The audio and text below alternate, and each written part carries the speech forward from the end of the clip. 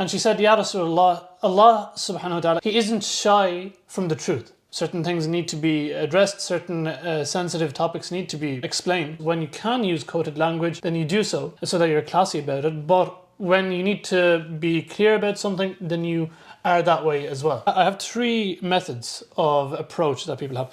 Number 1 is quite simply, it's no.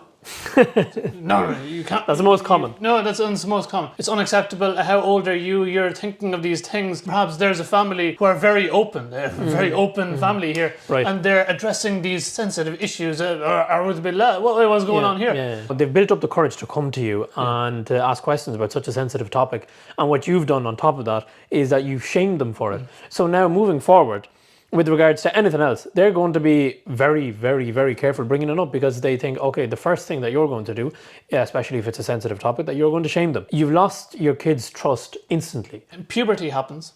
Surprise, surprise. Hopefully, which is a good thing. Yeah. You start to have certain feelings, which, as you mentioned, is indicative of health, right? Biological health. You should be having those feelings, what is supposed those urges. To happen. Yeah. By the time they've actually built up the courage to finally reach out, I promise you, they've probably done at least a certain amount of irreversible damage. If you avoid that potentially uncomfortable conversation, then you're going to be having many, many, many more, much more extremely uncomfortable conversations. Not only conversations, but decisions that you have to make. Both boys and girls need to be educated thoroughly on what this is. Otherwise, how do you expect them to have healthy relationships?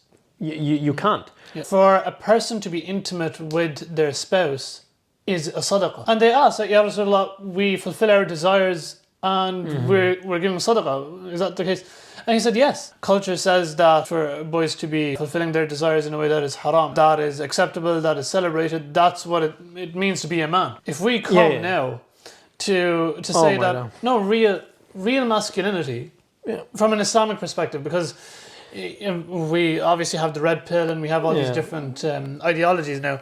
From the Islamic perspective, this is true, that isn't masculinity. When they see a strong masculine figure who is taking care of the wife, their mother, and loving the wife and setting really high standards in every way possible, then that's what she's going to expect from the man that is going to come into her life. So you, as a man, set the standard for both, whether it's a boy or a girl, and as a woman as well, as the mother, you also set the standard for both. It doesn't matter how much you say, it's about all of your actions. So it's mentioned that a young man came to the Prophet ﷺ and he said, O Messenger of Allah, give me permission to commit adultery. He knew that I'm not going to be ridiculed, I'm not going to be cast aside, I'm not going to be pushed away, I'm not going to be rebuked by the Prophet ﷺ.